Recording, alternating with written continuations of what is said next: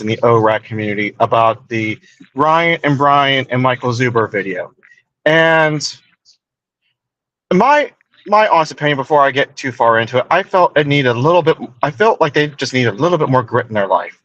So, as a special guest this week, I invited one of the most driven people I know in my life, Miss Sarah Garrett, to talk about this video. Hey guys, how are you? I'm gonna see if I can't pull up the chat real quick. Well, All right. so Sarah, you watched the video. What were your thoughts on it? I did. So, actually, I was just finishing up. I had watched it like in the middle of the night one night, and I fell asleep about halfway through. I guess I heard it play all the way through, and then I was just replaying it back, so I made sure I was completely coherent this time listening to it. But honestly, I think the things that they discussed as far as the challenges to currently investing in real estate, it pretty much seemed to me like I heard just a lot of excuses, and a lot of like I just don't want to is kind of what I heard from all of them on the video. I also felt like every solution kind of that Mr. Zuber was trying to give to them, that they just continued to cut him off. Or at least Bryan did. Bryan continued to cut Mr. Zuber off. And obviously, those of us that know Michael a little bit better, we know, I guess, more of his thought process. But I feel like they never really allowed him to fully explain his position. And so I feel like, we kind of walked away from their podcast together, just kind of like, with a negative mindset regarding continuing to invest in the challenging market that we have right now. Yeah, I kind of, when I was listening to that, was very impressed with Michael Zuber in the sense that I'm surprised he actually stuck through it for as long as he did, and because like I know how I personally am, and if you're going to come at me in a conversation closed minded like that, I'm just going to get up and walk away because you're like they're not worth my time and energy and effort at that point. Right, right, right. Yeah, he definitely did. I think I would accredit that to his age, quite honestly, as well. Because that's kind of what something very distinct that I saw also is I'm like, holy cow, like because of Michael's maturity, they really had a lot to learn from him if they would have just listened. And Yeah. I think that they just were more focused on, maintaining their little paradigm in their position or whatever, and so they weren't interested in having him kind of shake their paradigm to continue to teach people that you still can invest in today's market. It's just about what's the work that you're willing to do. And then I took from the video that it seemed I'm not well, I think Mr. Pineda is close to age in me, so he might be a couple of years younger, maybe 4 or 5 years younger than me. I'm assuming that the Bryan guy's closer in age to me also because he said he had a 15-year-old child. And so then I think Mr. Zuber is at least maybe 10 years older than me.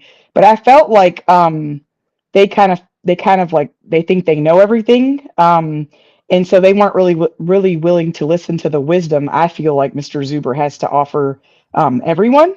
And so I think that was a big problem, I guess, with the whole video, or their whole conversation is that they just, they are stuck in their position and weren't willing to listen to the things that his experience really could offer them. That's at least, 10 or 15 years older than them. He does have some miles on him that they could learn from. Well, I'll tell you the one thing that happened in that video that really kind of just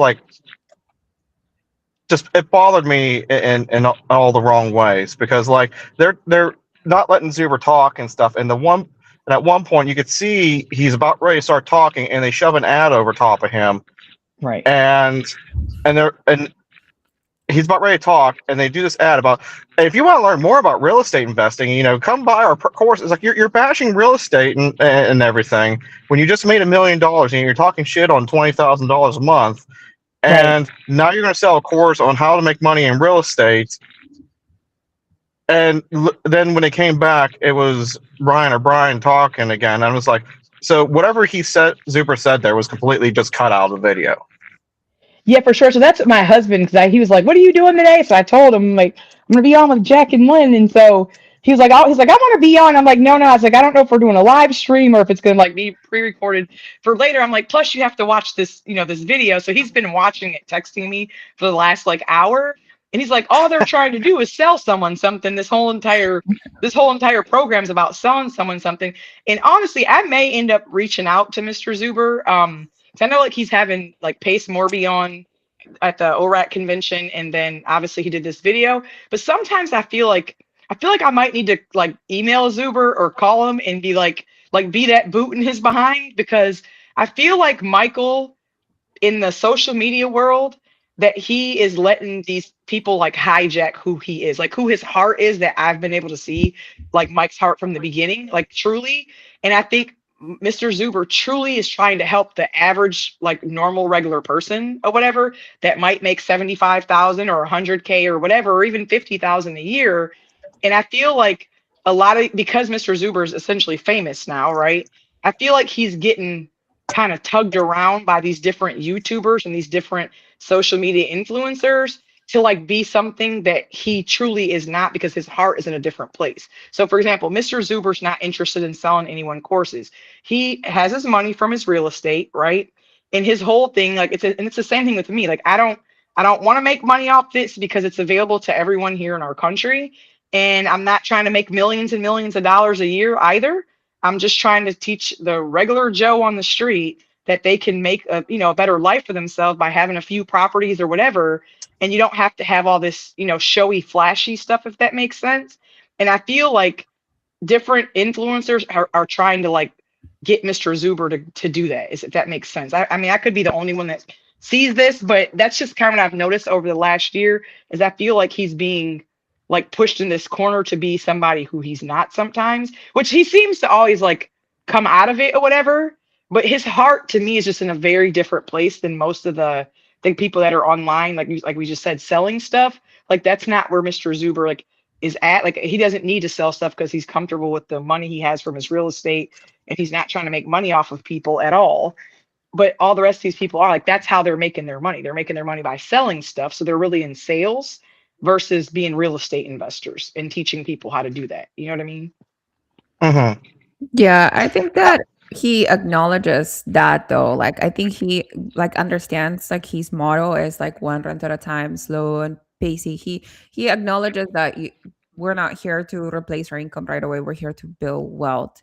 But Right. also the way of him getting more appeal to the masses to like be known as the model, because like if you look up the majority of people that are selling courses or being guru real estate is like the bigger the better, how many doors you have, blah blah blah, all those things, right? But because Sugar is not growing as exponentially as these other people, I feel like by proximity, he's also having more FaceTime with the people that are not thinking like, I can never do what Ryan Pineda is doing, flipping like 100 houses every year. But if by proximity Suber is in that conference or being exposed to those people, he can be like, well, there's also this other guy who's also doing just this low pace of building your wealth. And I think he's mentioned that he knows who Pace is, but by bringing him as a speaker on the or at Oh, conference, okay. he wants to expose the people that follow Pace to a different kind of model, different kind of investing, in which like, he's not selling a course. You don't have a like $17,000 membership Right. premium to join. But we're also working towards kind of the same goal, which is to be ultimately in the free and independently of like what your income is, right? So that makes complete sense. That's what I was saying. Like I feel like he always like pulls himself back out of it, if that makes sense. But I always feel like there's these like people tugging on him to get him to be who he doesn't really want to be. Like that's just not who he is. But that's a really good. I didn't think about that. Like he chooses to entertain them in order to really reach the people that he wants to reach. That makes a lot of sense or whatever. Because I always worry about him. I'm like, this is not who Mr. Zuber is. He does not care about, and that's like care about all this stuff. And that's something even for me, like I've taught people, it's okay to have like a goal of like, I want to own a house that's $2.5 million. But if you're not focusing on the little house that you have in front of you right now and like how to make that work for you, like you're looking at too big of a goal. You got to have like milestones along the way. And I feel like a lot of times with those influencers, they have these big, huge ideas. And really, like I said, their only goal is just to sell you something because that's really how they're making their, $1 million a year or whatever. But they're not telling you that. They're kind of like disguising it as, I'm going to teach you real estate, when really Mr. Zuber truly is the one who's teaching you how to very simply, that little average Joe guy, to build real estate. And then that was something else I thought was interesting in the video too, is like when Mr. Zuber was telling them like the incomes that he had earned like in the beginning, which I didn't know his incomes had been that high or whatever at his best years, like when he was still working. But I think one part that they didn't either let him speak on, or one part that he might have just accidentally left out, is the fact that it was still a choice that Mr. Zuber made. He could have chose not to go buy real estate. He could have chose to keep buying new cars and new houses and upgrading. And that's the hardest part, really. Like Jack, that's what I told you. For me, it's like a mindset issue. You have to discipline your mind in order to not do what your neighbors. I got a neighbor right now. It's like, we need you to pressure wash your house more. And I'm like, there's not even a bylaw about pressure washing our houses at all. I just choose to do it once a year because I like my house to look nice. And like now they're just fussing at me because in their world, I don't buy new cars. My kids go to a very expensive school, like all these things. But like, that's what I value. I drive an old, like I said, my husband and I drive old cars, but secretly behind the scenes, we've built something, it's that in a few years will just be the most beautiful thing ever because we chose to delay gratification. And so I feel like that's the whole point that they missed is Mr. Zuber's like, I delayed gratification, and he could have easily chose to go spend that money on all kinds of stuff. But I don't know if I think you guys probably know, like he lived in the same house this whole entire time until he just moved to Vegas. And it's like a house he bought, Yeah. I think, when his daughter was a baby or even before she was born. He never upgraded his house. And that's the choice he could have chose to make, right? But he didn't. And that's really the hard part, Jack, is when you're looking at your neighbors, I'm like, oh, well, the other neighbor, he pressure washes twice a year. Well, he's 20 years older than me, and this is his forever home that he's living in, right? So he's gonna maybe want to pressure wash twice a year.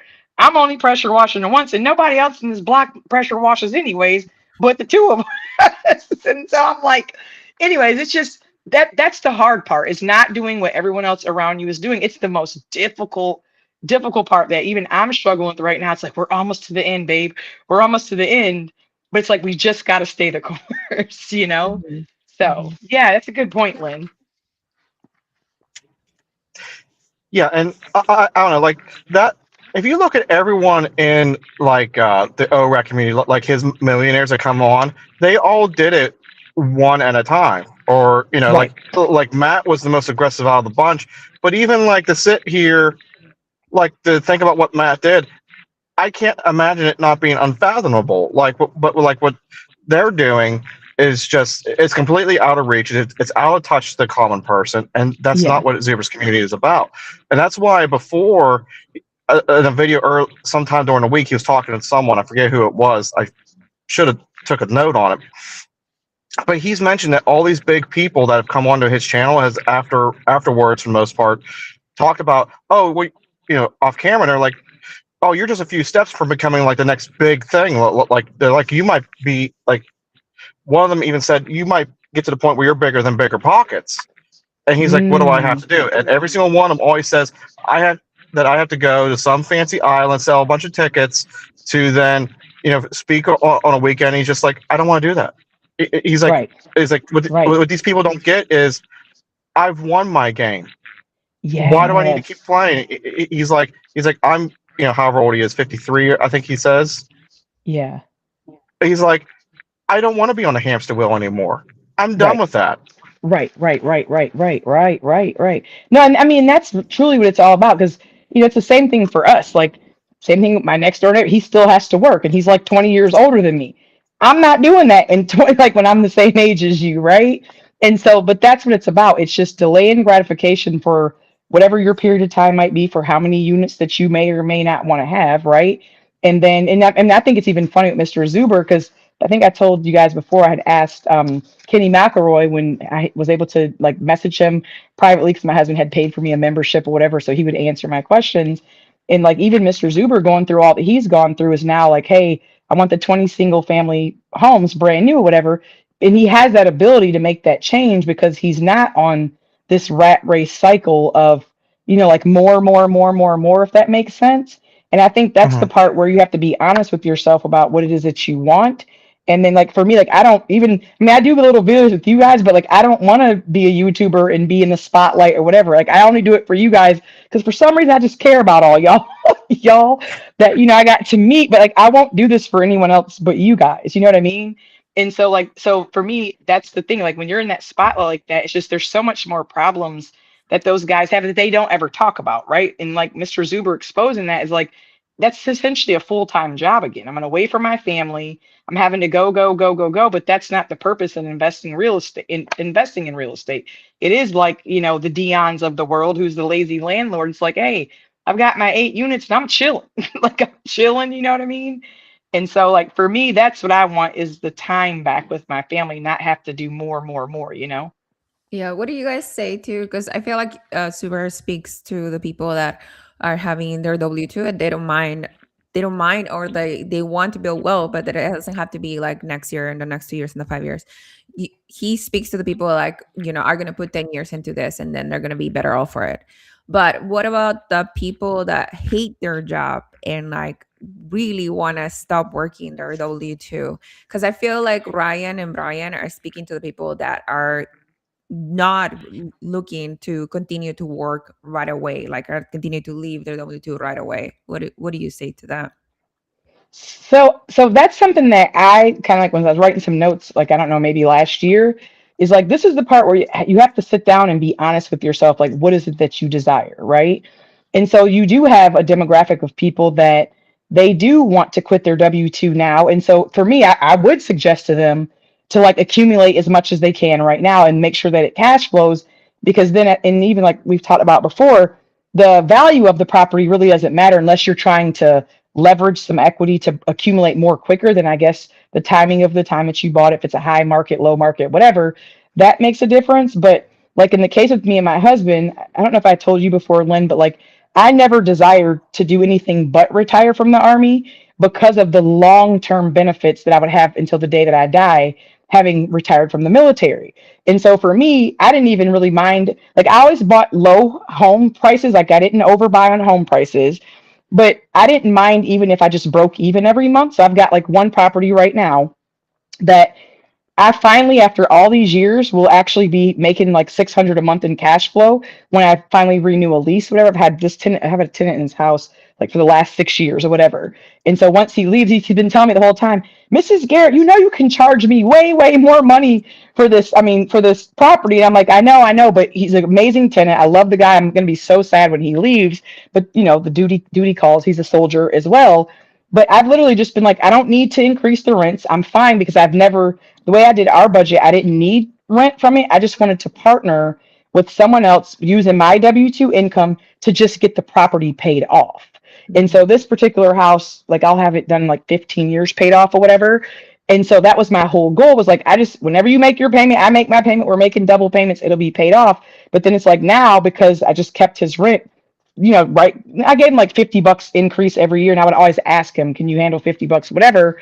Sure. He's like, you could charge me several hundred more. And I'm like, no, just as long as it's getting paid, that's he doesn't know my whole strategy, but my strategy was never to leave our jobs, me and my husband, and just to keep it, but to use all of our money and invest essentially like in the stock market and real estate, right? And so for me, I feel like if you're not honest with yourself, or like you have to kind of have that conversation with yourself, it's like, what is it you want? Because the people that do want to, accumulate a bunch because they don't want to work their W 2 anymore and their whole goal is to get out of their W 2, then you do need to accumulate a lot of doors, right? You do in order to have that cash flow to replace whatever your current W 2 income is. But in our case, it was never even about cash flow. It was really just to make double mortgage payments was my actual strategy or whatever. But the price points of what I bought at were low enough. And I did two new builds actually as well. And so, but there was a lower price point, a 3 or 4 bedroom, 2 bathroom houses, which I guess was a buy box. I didn't even know what that was back when I first started or whatever. And so, and that's just what our goal was. And so I think people need to, like, I guess, be very clear about that when they're teaching people, like, hey, what is it your goal is? It's kind of like when you go to a financial advisor, Like I need to know your whole picture. You can't just say, "Hey, is this a good investment?" Like, what is your long-term vision and goal for yourself? And sometimes that changes.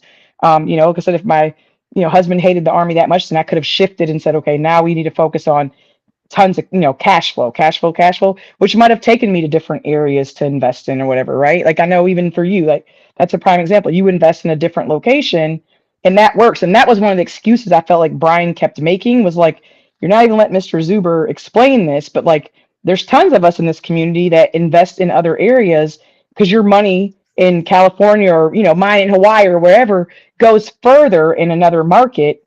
And so you're building long-term wealth, but I feel like they just want quick money maybe to quit the W-2 jobs or whatever. So I think I think my thing would be is stick with your W-2 until you can get to a point in which you can pivot. And I'm not even saying that you need to buy enough real estate in order to jump off the to leave, but have a game plan. Like you could do like what Lynn's doing and start a business to create income that can substitute your W-2, and then you can move on as you're still investing in real estate. And that's kind of what I'm doing as well. And the thing is, like for me, I do hate my W-2. Like there's no hiding it or disguising that fact. And I'm working towards that. And on the tough days, I'll be honest, I'll listen to an audiobook. I'll listen, to like typically like David Goggins or something, just to get your mind going, to get your drive going. And I start thinking of different things that got me into investing in real estate to set up that long-term effect, because eventually I won't even need my side business because I have enough rental properties to pay for it. And some of those stories are like, I don't know, when I was a young kid, my parents lost their job, so you're watching your dad, cry because you can't afford an ice cream cone at Dairy Queen for your birthday, or the second time they lost their job and they can't afford a birthday cake, or the time they lost their jobs and you had to quit high school for a year and work at two different kitchens and run a lawn care business just to keep them from losing their house. jeez. That's the type of stuff you have to kind of keep in perspective, and knowing that like what Dion says, and I hate to say this, but Dion invested so he wouldn't become a liability for his children. Well, I hate to say it, but my parents never took the financial responsibility to do that. So they are going to become a financial burden on me. And that's why I need to invest heavier so I can support them. And it's just using what with the cards you're dealt in life is the big thing.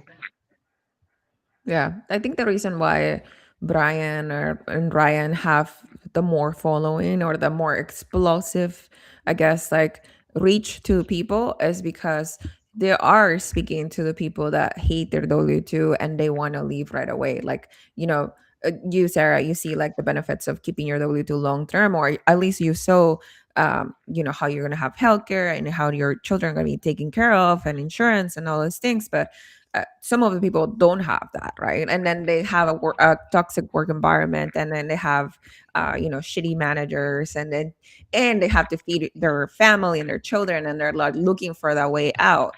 But then again, like Jack put it into perspective, like you do have to be honest with yourself and then think about like without leaving, like don't, I think most of the people that do follow like Pace or like Ryan, they have like kind of like cold personality, which is like they will follow somebody without even researching or having like a game plan whatsoever. Like it's this gonna be phased out. Like I feel like Brian is falling into like, because I'm next to Ryan, then that means I'm gonna be successful. I'm like, that's not how it works. Like you actually have to Mhm. put work into this. And Right, right, he right. is successful. Didn't he do like $2 million or like more than $2 million last year? But Yeah. he wants to have like the type of success that's like explosive again. And like I think that's why it these people have more reach than that slow and steady, do it however you can, however you can save out, and then however you can pay off your mortgage every month. Right, right. Well, I know Ryan was I think he was the ex MLB player also. So I mean, in that world, when you're in the world of being an athlete, that's a whole nother platform in and of itself that just attracts a tons of attention, already because people are like, oh, he made it, they're famous or whatever. So I think him playing, if I remember correctly, him playing baseball is what originally made him famous. And so I don't know if he used his baseball money to start investing in real estate. I can't remember, but 'cause I know he speaks at a couple of churches that I follow actually online. Ryan does or whatever. But if I do remember correctly, he used like his baseball money to get started in real estate some years ago or whatever. So yeah, so like I said, it just depends. You definitely got to be honest about what your goals are. Like with real estate or whatever, and that's what I was telling you guys before. There's enough for everyone in this country, and there's something for everyone. I think I was telling them on the thread one day, like that's why I like real estate, because whatever you like to do, just because I like to play mine safe, and do whatever, doesn't mean that you have to be like me. You know what I mean? And just because, like, even like Jack, when I've watched Jack on some stuff, like he's doing all this work inside his house, like I think that is so cool because I couldn't do that. Right? That's not something I would even be willing to do. I don't think because I don't trust myself. I'm too much a perfectionist where I get all, oh my God, the corner's not completely 90 degrees or whatever. So I think that's a neat skill that he has, and like the piece that he has doing the work is the coolest thing to me ever. But it's like for me, I'm like, no, I'll hire out everybody for everything because I don't trust myself at all, right? And so like, and that's what makes it cool is like we all can do something different. It doesn't mean that you're better than me or I'm better than you or he's better than you or less than. It's like there's something for everyone. And that's I think the biggest danger is getting caught up like in comparison sometimes or whatever is like, oh, well, you need to be speeding along because of whatever, or you need to be doing this because of whatever. I think the biggest thing is just to do something. You know what I mean? Like just take that first step to do something. And I think everyone's temperament, their personality type kind of will help guide what risks they're willing to take and things like that. And we don't all have to be exactly like each other. Some people are okay with 300 doors in an apartment building all in one location, where I'm like, oh, yeah, no, thank you. I don't want 300, 300 ovens. No, thanks. You know what I mean? But there's great cash flow on some of those deals. So it's cool. It's whatever. There's just so much for everyone. Yeah. What do you guys think about this question? In your investing experience, have you met folks like Brian? What do you talk to? How do you talk to them? What do you talk to them? He said, "What do you do to talk to them?" So I Like would that have to ask. strategy, or just people that Yeah, want to bulldoze you? yeah, that's what I was going to ask him. If you can you clarify that trade better? Do you mean like that are just so negative? Is that what you mean, or do you mean more like they just want to have more, more, more? If he can clarify his question for us, I think he's probably meaning his mindset. It's like me, I'll bulldoze you back with your mindset. Like, let's go. Like, listen, you can get up. We can do this together. Like, come on. Like, yeah, so if that's what he means is like his mindset, like no, that's why I said Zuber had great patience, because me and Brian probably would have gotten to a pissing contest of like talking over one another, like, no, don't listen to him, you can still do it. I Yeah, I think honestly, for me, I don't like getting into conflicts like that, and it's just because of how I am and my surroundings that I've been in for so long. If they start to get heated and keep talking over me, I've literally walked out of. I would probably, I know how I am. I would just walk out because I've done it before. Okay. So that Jack, that makes sense why you and I, our energy gets along, because that's how Keith is. Like my husband, he's very like, hey, if they're over here yelling and screaming or keep talking over, he just gets up and walks out. Like he's not mad about it. He's real calm.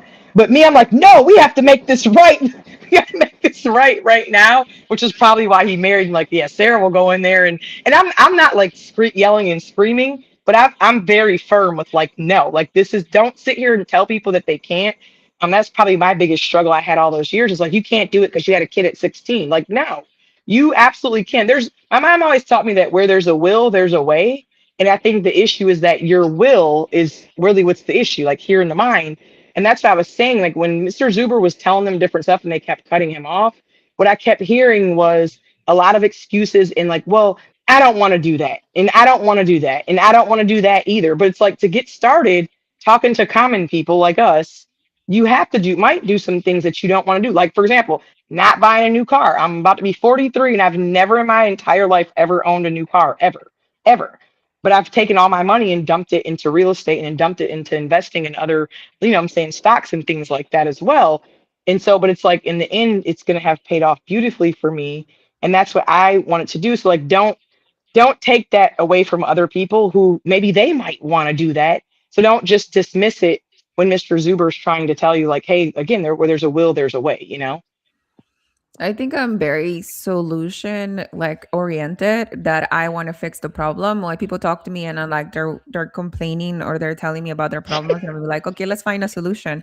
But I Yes. learned that that's not the best, I guess, feedback I can offer to somebody. Like when a friend is trying to come to me with the problem they had, and I was like, well, this is what we can do with your resume. You can apply to this job. And I heard Mhm. about this person that got hired, and maybe we can connect you together. And I'm like trying to fix their problems. But I learned that sometimes people just want to come to you to vent, to be heard. Mhm. And Mhm. then so Mhm. I offer, do you want to just vent or do you want some feedback afterwards? So I offer that question, and then they'll let me know. If they want feedback, then I will let you know like what I'm thinking about that problem. But if they just want to vent, to be like, okay, girl, let me let me tell you, your Yeah, job yeah. sucks, and then I will just pile on. But yeah, it really Then depends. are you more of a logical person? Like do Yeah, you use for sure. Okay, so in mine, I had a counselor a few years ago tell me that because I'm the same way, right? So I'm always trying to find like I mean you could come to me and tell me, okay, or I want to run 10 miles, but I don't have any legs. Like I'm gonna find a way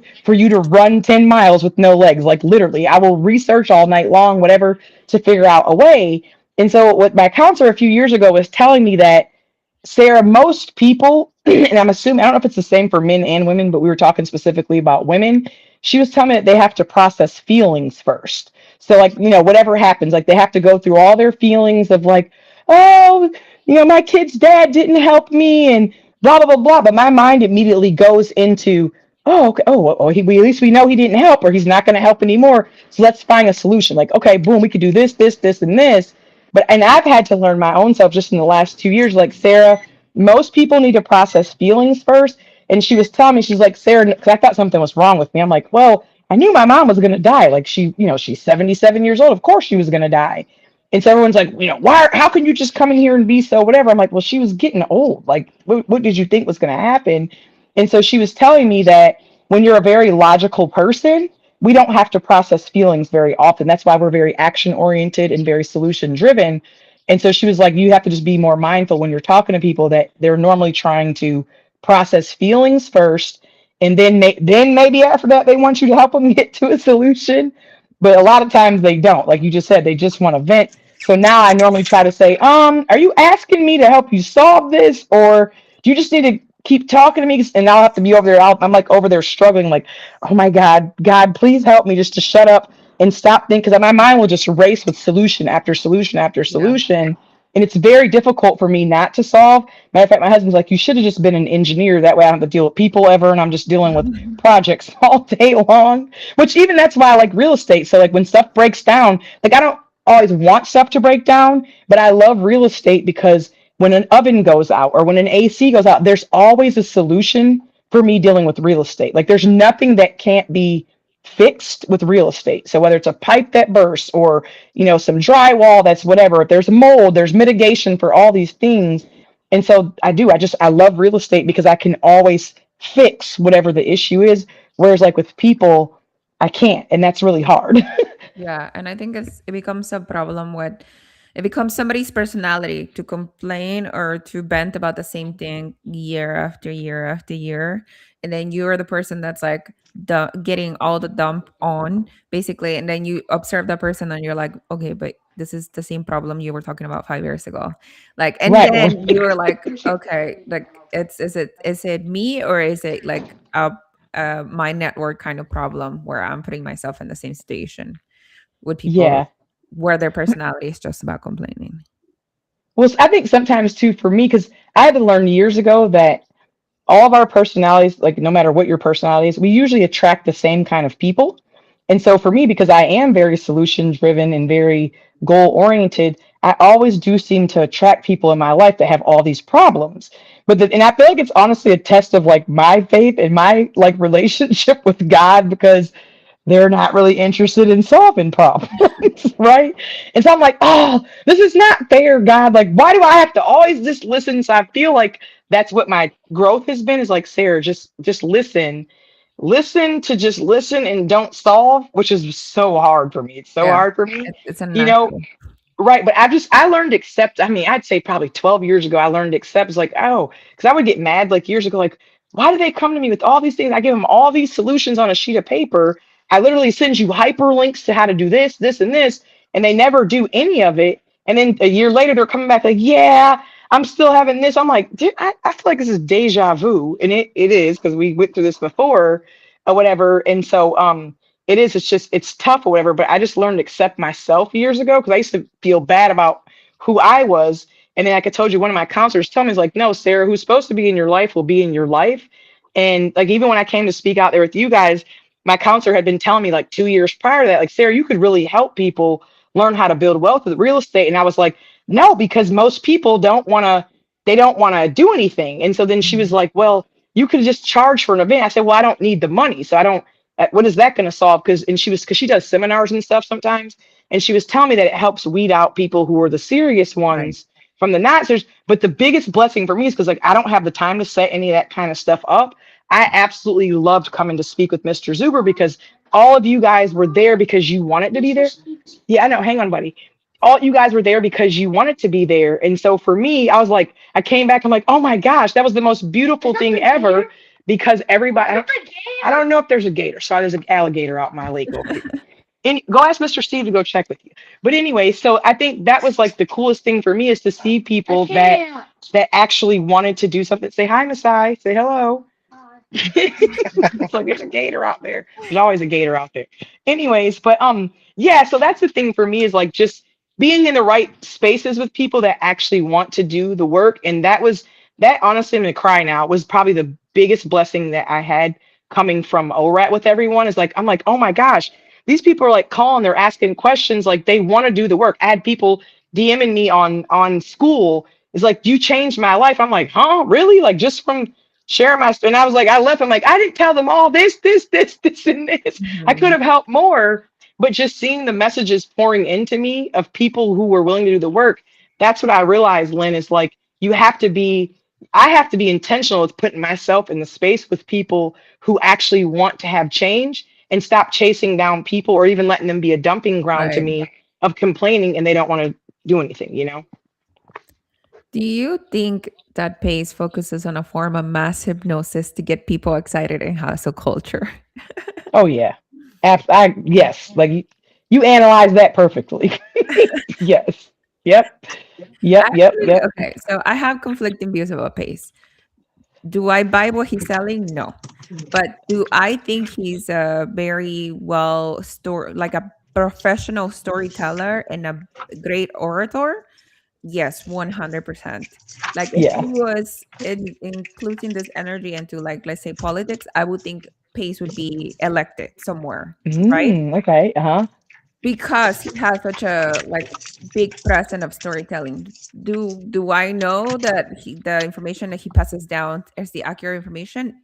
I don't think so. I think he talks with such conviction that Uh-huh. he's able to bring everybody to like agree with him. Right.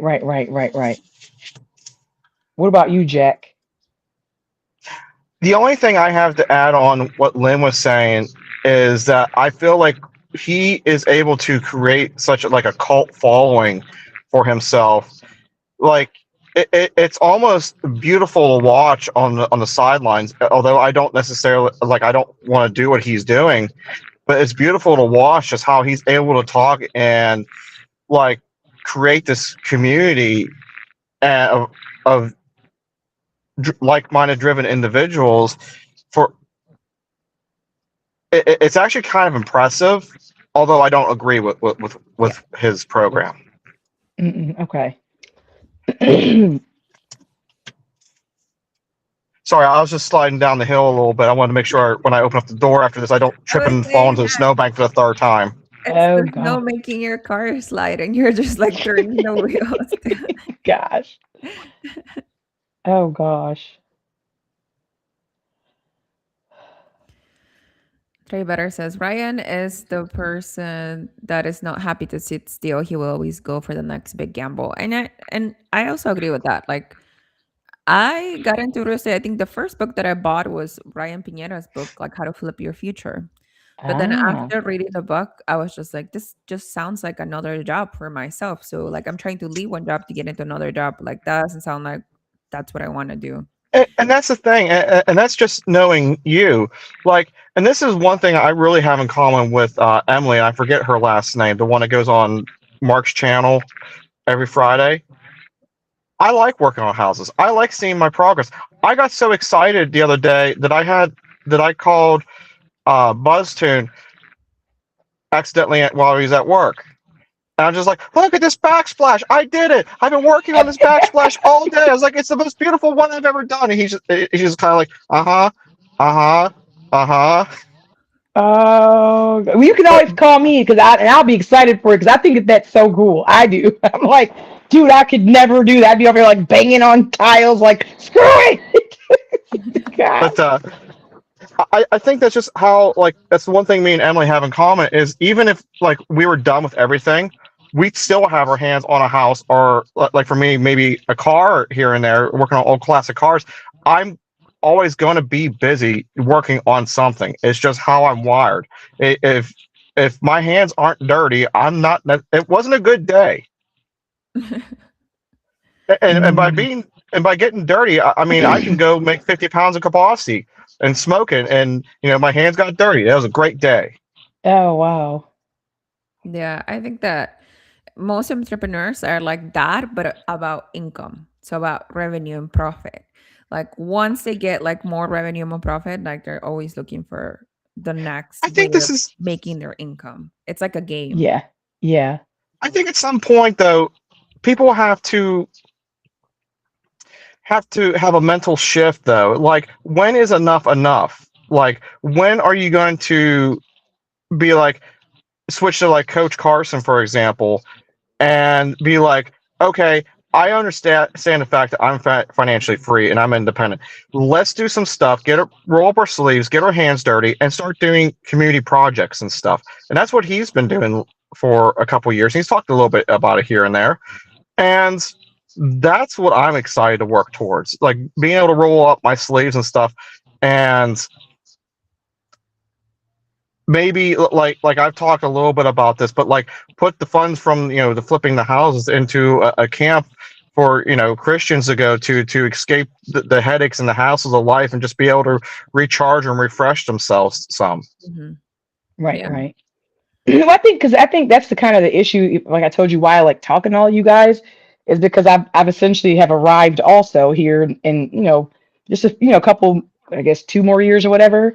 And so the thing for me is that it is like when you're an entrepreneur, sometimes it will wake me up at nighttime and you're like, oh, I could do this, this, and this. And I think for me, my heart is always willing and always open to anything. Like even when I had people nagging me about the YouTube, I'm like, all right, God, should I do it? And I'm like, nope, if I do it, I'm not ready for this season yet, but I feel so fulfilled like just doing these with you guys. Like I could do it as much as you guys ever need me. You can always text me and or whatever, and my heart's always willing or whatever.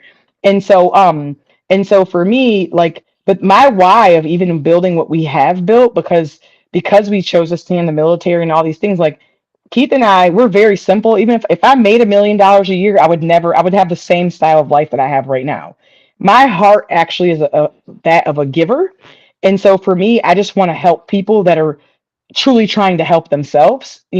Those people that maybe had a kid as a single mom and need a semester of college paid for, or whatever it might be, because maybe they don't, have something or whatever, or I can buy them a little car or whatever someone might need. Like that's where my heart is at. And so I look forward to that because here in just a few short years, I'm in that position to be able to do that.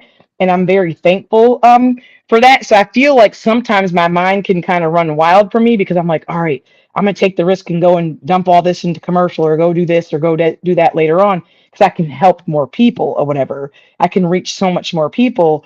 And so it's hard to say, okay, definitely in my case, like when is enough enough? Because there's always someone that could be helped. You know what I mean? And so it's just like, I'm like, okay, stop racing, brain, stop racing, or whatever. So I've been kind of like trying to, be back here dealing with all that I'm dealing with Keith gone or whatever. And then it's kind of given me some time to reflect, like deeply reflect, because I do have so much on my plate right now. It's helping me figure out truly what step do I want to take moving forward, because just like what I have just from the army alone by myself, Keith and I can live off of for the rest of our lives. And so everything else, once I'm done with raising these last kids at home, truly can just all be given back to something in this world. And I don't have ideas, but I just see so much more opportunities that I could do or run with. And it's like, when's enough, you know? Yeah. I think that, Jack will always be working on houses regardless of what's going down inside or outside. I feel like you do need something like that. But I don't feel like I need that. I feel like maybe part time I need that, like constant stimulation. But I also want to relax. Like I also want to Yeah. rest somewhere. I also want to travel. I also want to do like different things with my life. And I'm in the same boat as Jack, and which I would bring my parents with me because my parents are immigrants. We're all immigrants. So they are in their 70s now, and then they won't have many more years, so walking years, and in which I want to bring them along as well. So that is where I stand. But then I would be, if there is more than enough for me and my family, then give back. That would be ideal. Yeah. Okay. You just have to buy more rentals this year. That's all. No, not this year. Yeah. Oh gosh. Oh my gosh. Let me see. Any more thoughts about the video? No, I guess I just wish they would have let Mr. Zuber talk more. I just feel like he never, like, if you had never heard from him before, and that was your first time on the channel, like, you wouldn't know. You What wouldn't he stands know. for, yeah. Yeah, like you just would have like, oh, who's this guy? And then because they're like famous and they have all these large, big numbers and all this kind of stuff, for whatever reason, people are drawn to all that, flashy lights and whatever. But I'm like, there's a lot that goes on behind the scenes with all that they're doing. Like they probably working 80 Mhm. hours a week or whatever. And so that was like bothersome to me. It's like, okay, let Mr. Zuber talk, and then like at least let him explain his whole position. Like, 'cause I remember he had asked the guy, well, what was your buy box? And like the guy just cut him off. Like he didn't even go into, because he didn't know what a buy box was. The guy Yeah. didn't. And then it's like, can you go ahead and explain at least what the buy box is? And like they moved on to a new topic. So I was like, this is kind of rude. Like I thought he was a guest on this show. Like you normally let a guest speak, but I think too they're just like they're younger, and that's why I said Mr. Zuber. Or why I always have friends much older than me, and I love it. Even their regrets, because I learned so much from them. Like, hey, I should have done this, or I wish I'd have done that. And then I look at the good things that they've done, and I kind of pull from all that, and then just try to walk it out in my life, or not do certain stuff in my life. And so I feel like if they had listened to him, and I mean, I think even too, they really got him on when he started saying what his incomes were, like, oh, you're not average or whatever, like blah blah blah. But again, my point was that it was still a choice. He could have chose to use that money for anything. Like I said earlier about my silly little pressure washing. I'm in the house like, should I start pressure washing twice a year because he does next door? When there's not even a rule to pressure wash, I'll just do it because I do it to all of our houses. And then I'm like, no, to me, that was a form of like keeping up with the Joneses, if that makes Yeah. sense. I'm like, no. And my husband's like, I'm texting, we'll pressure wash the same time we always pressure wash in March. And then I'm like, well, I'm mad. I'm mad now. And he's like, calm down, babe. I'm like, he's just trying to get me to waste my money to pressure wash twice a year because he does. But then I had to stop and say, Sarah, this is his forever home in our neighborhood. Like, this is not our forever home, right? Even though, so he's coming from the place of this is his forever home. So he's going to assume that about us. But like, we move all the time. And so for me, it was like, no, I don't need to keep up with the Joneses. I mean, it sounds dumb because it's just pressure washing, right? But to me, I'm like, no, that's another $600 I can spend on to make another mortgage payment somewhere. You know what I mean? Make And it so so that, fair. I never pressure washed my house, and I lived here for 6 years. oh, really? No, I pressure wash all of our houses once a year or whatever. And so like, because it just keeps like the curb appeal, they all look nice. And that's why I said I think I've I've never had any major problems at all with like renting or my tenants. I've never had to evict anyone, knock on wood, like thanks be to God or whatever. But and I enjoy just being able to work with my tenants too. Like if they have a hard time or something like that, I enjoy that relationship part or whatever. But yeah, I'm like, I'm not gonna get caught up with the Joneses of like, I should just pressure wash again because you pressure washed your house, and so you have to stop, and just think again, this guy is 20 years older than me or whatever. And that was the thing for me is like, I felt like they should have at least listened to Mr. Zuber, because even if you don't agree and your whole position is like, there's no way to invest in 2026, he still has a piece of wisdom to offer you. Because even for me, like my husband and I together, when we bought our first house together, was actually at the top of the market. It was in 2008 that he was born 2009. We bought our first house together, Keith and I did. And at the time I didn't know it was like the top of the market. I just know the bank was like, oh, you're approved for so many hundreds of thousands of dollars. I'm like, no, I just need 150 or whatever. And and that's the house I was just telling you about. It's like now I will have a substantial amount of cash flow on it or whatever. And I think if they had just heard Mr. Zuber out, like this is the long game. We're not, most of the people I'm talking to, it's the long game. I encourage them to keep. In fact, Mr. Zuber kept his W-2 pretty much the whole entire time. Also, he just realized I need to stop spending all my W-2 because I don't have anything long term to fall back on. And again, that was the most important choice that he ever made, was to crucify when everyone's next to you getting a new Mercedes Benz with every promotion. I mean, that's something my husband and I watched just in the Army with soldiers. Is I'm like, watch them. Every time they get promoted, they go get a new car. Every time. It never fails. And oh, I deserve. And they're over here looking at you like, sir, why you drive this old car? Yep. Don't worry about what sir has going on, right? I'm gonna be okay. Like when I get out the Army, I can sit, if that's what I want to do, can sit for the rest of my life and do nothing ever again. And so that's my thing, is I feel like there was like manly or fatherly type of wisdom Mr. Zuber could have given them that they just completely blew off because, well, just it doesn't work anymore. And you were only able to do whatever because of whatever. It's the same story they told me. I'd never be able to do whatever because I had a kid at 16. And so it's very irritating to me. Definitely when you don't even let them speak, Yeah, and let the record stay, like these two people are still working, like Ryan and Bryan. Yeah. They Right. both have like full-time jobs, very demanding. But Right. Zuber is chilling. Right. He's doing what he wants to do. And that's the thing too. I think even with the social media, it's like you don't see all the things that go on behind the scenes. Like, okay, I'm here wanting to help people. And my son's like, there's a gator outside. Like, there's gators all the time. Really? You want to come in here and, bother me now or whatever? And so that is a huge difference, is Mr. Zuber has freedoms that that they don't have. And I think the social media kind of feeds into it because it's like the hypes and the thumbs ups and the clicks and all this stuff.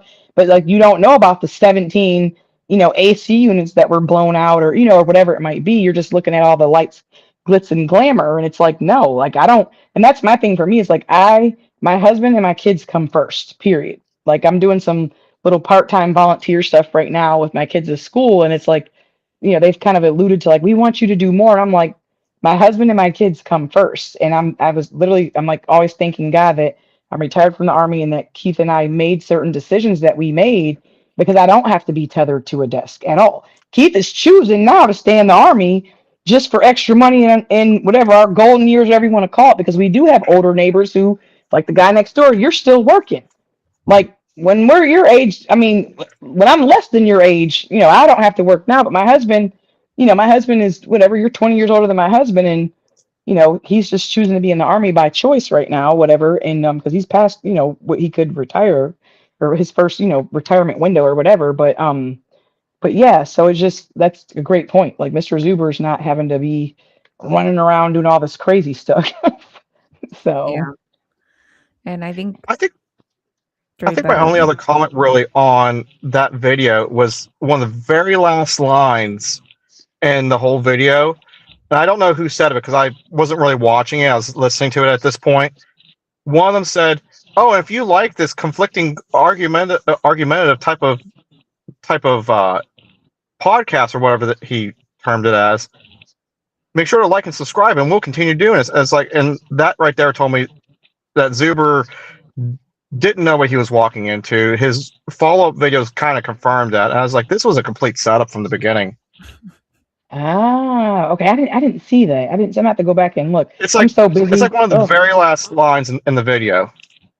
Yeah. Okay. Oh yeah, I'd say I think probably the last couple minutes I didn't finish actually, so I'll go back and look at it, whatever. But yeah, that's well, I mean, Lynn makes a good point. I didn't think about that perspective though. Like he's trying to actually reach common folks by going on those platforms or whatever in order to reach. Because that's the part that breaks my heart too. Is like when you're showing people that really big, gigantic. I've got 300 units and I've got 100 doors and all that. Like, that's not what most. And then another thing about that too, when you have people with all those types of units, what they also don't tell you is that they 99% of the time have a partner. You understand what I'm saying? And so just because you might be grossing 50,000 a month, and it's not, you're not lying when you're on whatever. Like, yeah, I make $50,000 a month. Well, what are you netting after all that? You know what I mean? Like, what's the net? And then when you have a partner, you're not getting all that money because in my world, Keith and I are the only partners we need. Because years ago, Keith would fuss and we should get a partner. I'm like, I don't need no partner but you, baby. Like it's me and you, and that is all. That is all. And whatever me and you are willing to forego with our monthly incomes to keep investing like that, they're only other than that, and our kids, like my children, like if they want to be on board, we could build a lot more because I have a whole bunch of kids, but and then grandkids as well. But for me, it's like yeah, like there's so much more that goes on under the surface or whatever, that they don't talk about. And so for me, yeah, like let's talk about all that stuff, the hard stuff. And the people that don't know anything about it, I think they get hyped up in buying, a course for a couple $1,000 or whatever. But it's like if you have that's a couple $1,000, you could be investing in your own single family home that you and your spouse or you by yourself own, and you're completely in control of that. That's another reason why I don't like what's his name, Grant Cardone. I don't care for him either because he's getting people to give me your money and I'll do it for you. And it's like, no, you can get your own house for your own self with 3% down. Like, why are you gonna give him $4,000 or $5,000? You can go find you a house somewhere in another market and put that 3% down for yourself, and then get yourself 200 a month in cash flow or something like that. But they don't tell you all that. They just hype it up and you're gonna be rich. You're gonna be rich. Like, just stop it already. Like, stop it. So, yeah, that's all my 2 cents. Trey Better has a question. What does a spoiling yourself look like? What about you, Jack? I think so. Spoiling myself, I'm picturing myself older, and I picture myself with the garden on the campground, and drinking my morning coffee, watching deer, and spending the afternoon or going fishing or hunting in the morning, and the afternoon spending it working on classic cars because I'm not going to be want to work on houses anymore at that point, and just enjoying my time with Cynthia. That's the ideal life. Agree. I feel like this is so LA, but like start the Oh, morning you're gonna with work a on classic cars workout. too? What? I said you're gonna work on classic cars too? No. No, so like workout, that breakfast, like some kind of acai bowl with chocolate, tidbits or something. A walk with my dog and my boyfriend, and like, have lunch at a cafe or something. Like it's not something like no like private jets, like no expensive like hotels, not like Chanel bags or anything like that. It's like very not having to worry about income, not having to worry about my parents, being like, needing money for their monthly services or whatever, and just being able to like take off Tuesday afternoon. Oh, okay. So for me, honestly, like spoiling myself is actually being able to wake up every day and find someone, like having the money to find someone to go find someone in need that needs help. Like that to me, like that. I don't know. I guess maybe it's just something that God made me born with. I don't really know, but the joy that I get, or like the pleasure that I get from being able to help someone else in need, is like the most like euphoric, like mind blowing experience for me. But the catch is that I really enjoy it when no one knows that it's me, if that makes sense. So I like to do stuff like years ago when I lived in Hawaii. I was dealing with depression actually then from Iraq. And I was like, okay, what can I do to come out of the depression? So I used to go every pay period and I would buy like 30 Starbucks gift cards back when $5 could actually get you a coffee. And I would load like 30, or I mean, some, it depends, like, 'cause we get paid every like twice a month. And I would get like $35 Starbucks cards like on the 1st and the 15th of the month. And what I enjoyed to do was like, I would see, like, say if I saw a mom struggling in the grocery store with her kids or whatever, I would write a handwritten note and I would hide behind a counter and I would tell one of my kids, like, hey, go run this to that lady over there. And I would write in there, hey, you're a really good mom.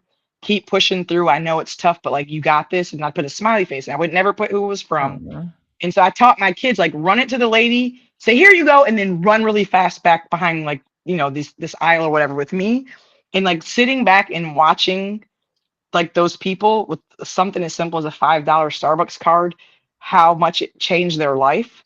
I mean, sometimes I'd see people just start crying, like, oh, and they'd be looking around like, where's the kid that gave this to me? It gives me so much joy. So mm, to me, I feel spoiled having the ability to always help other people in need.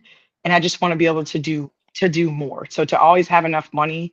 So like I said, if someone needs like their rent paid or whatever, like that's what make to me is being spoiled. And then just being able to have the only snotty thing I really like is I love my fresh ground coffee and my Breville machine. It's about a $400 machine. And and Keith and I have beans that we get from Fresh Market. I'm contemplating buying some beans, but they're $60 a pound from Hawaii.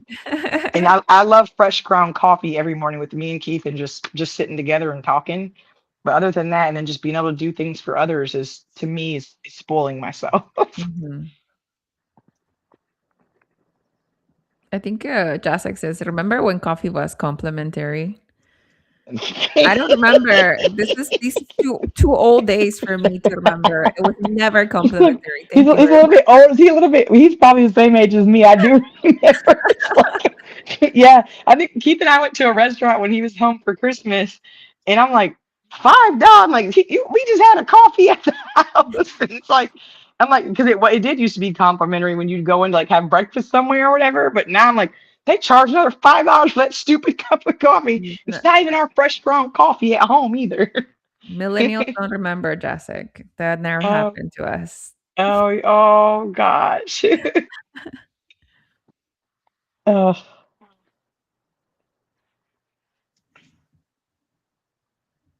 Well, and I think if there's no more questions, you want to just go ahead and take us home? Yeah, well, thank you for joining us today, Sarah. It was a yeah, pleasure. And anytime. we're missing Dylan. I don't think we even addressed we're missing Dylan. He was not able to be here because he has a job and he has to Oh work. gosh. Yep. So we'll be Keep able to pushing, come Dylan. back hopefully next week to you guys. If you like the live, let us know if you agree with us or disagree with us or have any comments on this reaction video. But we'll be able to see you next time. All right, cool. All right, guys.